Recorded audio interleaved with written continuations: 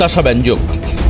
আমার সঙ্গে অধ্যাপক অমিতাভ কাঞ্জিলাল আমাদের সঙ্গে রয়েছেন, রাজনৈতিক নেতা। স্বাগত জানাই অমিতাভদা। আমরা আজকে নতুন নয়, যখন সিএনএর ভিত্তি হয়েছে তখন থেকেই আপনি আমাদের বিভিন্নভাবে সহযোগিতা করে এসছেন।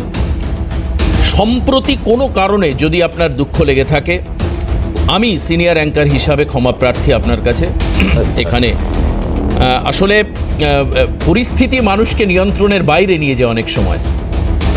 অনুষ্ঠান কেন্দ্রিক কথা বলছি, এটা কোনো ব্যক্তিগত নয়, অনুষ্ঠান কেন্দ্রিক একটা ঘটনা, আপনি জানেন সেটা। তো আসুন আজকে অমিতাভদাকে দিয়ে আমি শুরু করি। অমিতাভদা, এই দুটো ঘটনা, এক হচ্ছে তৃণমূল কংগ্রেসের কোষাধ্যক্ষ পদ থেকে দূরত্ব বাড়ানো। কোর্টের যে টাইম ছিল ওনাকে অরূপ বিশ্বাসের ক্ষেত্রে, তারপরে উনি আজকে থানায় গেলেন, তারপরে উনি কোর্টেও গেলেন। বিক্ষুব্ধ আইনজীবীরা ডিম হাতে নিয়ে বাইরে অপেক্ষা করছিলেন, এক ঘটনা।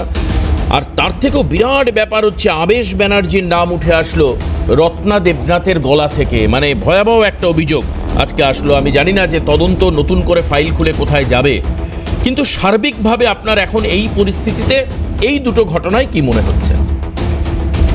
তুমি যে ক্রমে বিষয়গুলো উত্থাপন করেছো সেই ক্রমেই বলি। প্রথমত হচ্ছে শ্রী অরূপ বিশ্বাস প্রায় 3 দফায় ফাঁকি দিয়ে শেষ পর্যন্ত বিধাননগর থানায় গিয়ে দেখা করেছেন। দেখো, তিনি তার কোষাগার পদ, মানে কোষাধ্যক্ষর পদ থেকে অব্যাহতি চেয়েছেন, ব্যাংকে অ্যাকাউন্টকে ফ্রিজ করে দিতে বলছেন। এই গোটা বিষয়টার পেছনে আমার মনে হচ্ছে ডাল মে কুছ কালা হ্যায়।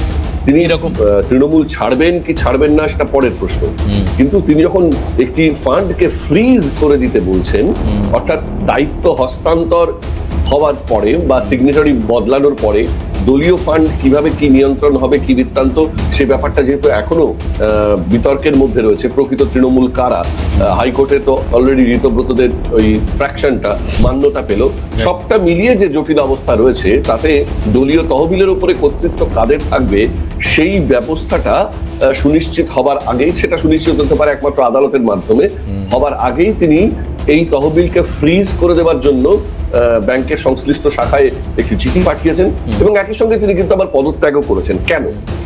এই বিষয়টা একটু তলিয়ে দেখার দরকার আছে, এটা একটু প্রশস্ত সময় নিয়ে আলোচনা করতে হবে। কিন্তু তাকে যখন আমরা আলোচনায় আনছি, বারবার একটি প্রতারণার কথাকে উল্লেখ করে বারবার আনছি, সেটি হচ্ছে মেসিকে কলকাতায় নিয়ে আসা এবং হাজারো মেসি দরদি মানুষকে দেখতে না দিয়ে প্রায় একেবারে খানিক হ্যাংলাপনা দেখানো। এই প্রতারণাটা খুব জোরালো কোনো প্রতারণা নয়, বরং তার চেয়ে অনেক বড় গুরুত্বপূর্ণ বিষয় হচ্ছে ওনার ওই সুরুচি সংঘ জাতীয় সংস্থা LICর প্রায় 9 কাঠা জমি বেআইনি ভাবে দখল করে রেখে তাদের ক্লাবের পরিধি এবং পূজা প্রাঙ্গণের পরিধিকে প্রশস্ত করেছে, যেটা নিয়ে LIC বারবার পুলিশের আইনের দ্বারস্থ হয়েছে, কিন্তু কোনো কাজের কাজ হয়নি।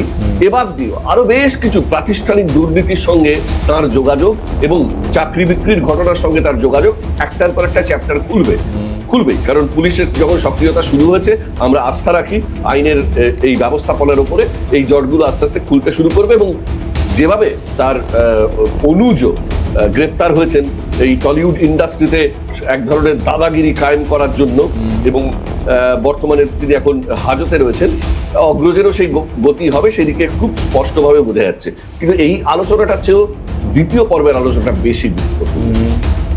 কেন প্রমাণ লোপাট? কেন এত মানুষের চোখের সামনে, যে মানে মানুষের গড়ে তোলা আন্দোলনের সামনেও পেশি শক্তিকে ব্যবহার করে, মানে রাজ্য কোষাগারের কোটি কোটি টাকাকে খরচ করে বড় বড় উকিল নামিয়ে সুপ্রিম কোর্টের হস্তক্ষেপে মামলা এখান থেকে সরিয়ে নিয়ে গিয়ে এত কিছু কেন করতে হয়েছিল রাজ্য সরকারকে? কি ছিল তার কারণ? তার মৌলিক সত্যটা সম্ভবত রত্না দেবী সেদিন প্রকাশ করেছে।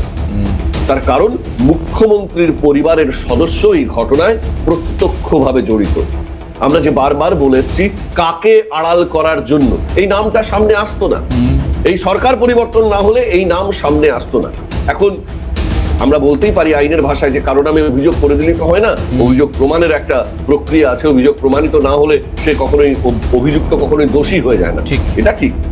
কিন্তু মুশকিল হচ্ছে একই সঙ্গে এই কথাটাও বলে, মানে শুনে এসছি আমরা, আইন যারা একটু জানা বোঝার চেষ্টা করেছি, যে যেখানে প্রমাণ লোপাটের চেষ্টা হয় সেইখানে নিঃসন্দেহে সুনির্দিষ্টভাবে আড়াল করবার, অপরাধীকে আড়াল করবার একটা সাজিয়ে গুছিয়ে চেষ্টা চলছে। এবং সেই চেষ্টাটা যখন সরকার করে তখন বুঝতে হবে তার নিজস্ব কোনো স্বার্থ এর ভেতরে জড়িত আছে। স্বার্থটা আজকে প্রকাশ্যে এসেছে।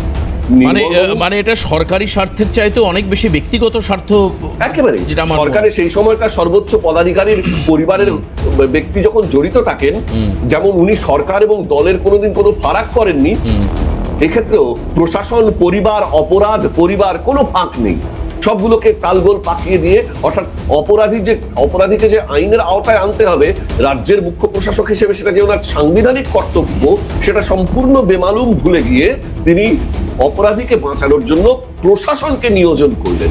সাংবিধানিক আমাদের যে দণ্ড সংহিতা তার যাবতীয় নিয়মকে খণ্ডন করার জন্য, অপরাধ স্থলকে তছনছ করা, অপরাধের প্রমাণগুলোকে নষ্ট করা, সাক্ষীদেরকে বিমুখ করানোর জন্য সর্বত চেষ্টা, এবং একটি মানে ডামিকে খাড়া করে দিয়ে আপাতভাবে ক্ষোভ প্রশমনের জায়গা করা যায় কিনা, ওই সঞ্জয় বলেছে সিভিক ভলেন্টিয়ার, একদম এই তার তত্ত্ব খাড়া করার চেষ্টায় সবটা মিলিয়ে যে কাণ্ডটা হচ্ছে সেটা হচ্ছে ভারতবর্ষের, আমি শুধু পশ্চিমবঙ্গের কথা বলছি না, ভারতবর্ষের প্রতিষ্ঠিত ন্যায় ব্যবস্থার সঙ্গে ধোঁকাধারী, প্রতারণা এবং করেছেন একজন সাংবিধানিক পদাধিকারী।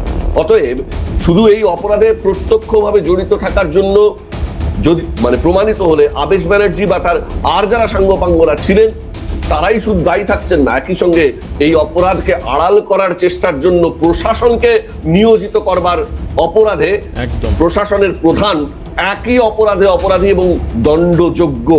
সুতরাং আমরা এটাই দেখেছি, এটাই আমাদের সবচেয়ে বড় ট্র্যাজেডি, যে বাঙালি দেখেছে আইনের নামে, সংবিধানের নামে শপথ নিয়ে ক্ষমতায় বসা, প্রশাসন চালানোর দায়িত্ব নিয়েছিলেন যিনি মন্ত্রগুপ্তির শপথ নিয়ে, তিনি আদতে সংবিধানকে, আইনকে, প্রশাসনকে নির্বিচারে দুর্নীতি, অপরাধকে আড়াল করা, অপরাধীদের আশ্রয় দেওয়ার কাজে কি র্যাম্প্যান্ট ব্যবহার করে গেছেন। সার্বিকভাবেই এটা খুব স্পষ্ট যে তিনি যে সততার কথা বলতেন আর্থিক দুর্নীতিতে সেটা যেমন মুছে গেছে সম্পূর্ণ, তেমনি একই রকম ভাবে একজন প্রশাসক হিসেবে তার মানে তিনি যত কৃতিত্ব প্রচার করতেন, আমি এই করেছি ওই করেছি, সমস্তটা ধূলিসাৎ হয়ে যায় যখন এই মুহূর্তে এই নামটা সামনে চলে আসে এবং রত্নাদেবী সাহস করে সেই নামটা বলতে পারছেন, কারণ বর্তমান সরকার বেশ কিছু ইতিবাচক পদক্ষেপ করে সেই রাস্তাটা প্রশস্ত করেছেন। ঠিক একদম। এবং এর সঙ্গে যুক্ত হয়েছে এই যে নির্মল ঘোষের নাম, নির্মল ঘোষ পুরো প্রক্রিয়া, অর্থাৎ এই যে মৃতদেহ তড়িঘড়ি করে পুড়িয়ে দেওয়া, এই তো সামনে থেকে নেতৃত্ব দিয়েছে দায়িত্ব। মানে আমার মনে হয় দায়িত্ব নির্মল ঘোষকে দেওয়া হয়েছিল, উনি ডিরেক্টলি ইনভলভ না থাকলেও উনি একেবারে সেই মন্ত্রপূর্তির যে শপথ নেওয়া হয় সেরকমভাবে উনি ঊর্ধ্বতন আধিকারিকের আদেশ পালন করেছেন। এবং অনেকগুলো মিসকমিউনিকেশন, আজকে প্রায় 2024-এর আগস্ট আর আজকে হচ্ছে 2026-এর জুন, বারবার করে মনে করিয়ে দিচ্ছে। আমি বিরতির পর ফিরে এসে আরও 3জন গেস্ট আমাদের সঙ্গে রয়েছে, রাজদীপ আমাদের সঙ্গে এসে যুক্ত হয়েছে। এই মানে প্রচণ্ড বৃষ্টিকে উপেক্ষা করে রাজদীপ স্টুডিওতে এসছে, তার জন্য রাজদীপকেও ধন্যবাদ জানাই। তবে স্বস্তির বৃষ্টি হচ্ছে বাইরে। সত্যি যদি আইনের শাসন প্রতিষ্ঠার একটা বড় প্রমাণ পাওয়া যাবে যদি এই আরজিকর কাণ্ডের বিচার হয়, অর্থাৎ এই প্রচণ্ড গরমে বৃষ্টি যেমন স্বস্তি দেবে, আপামোর পশ্চিমবঙ্গবাসী সহ সারা ভারতবর্ষের মানুষ তথা পৃথিবীর মানুষ যারা এই আরজিকর কাণ্ডের দিকে তাকিয়েছিল তারা ন্যায় বিচার পাবে। না হলে বিচারের প্রতি মানুষের আস্থা উঠে যাওয়ার জোগাড় হয়েছিল। কি হবে, আমি এসে সুস্মিতাদির কাছে যাব, তারপর আমি দেবজিতের কাছে যাব, রাজদীপের কাছে যাব।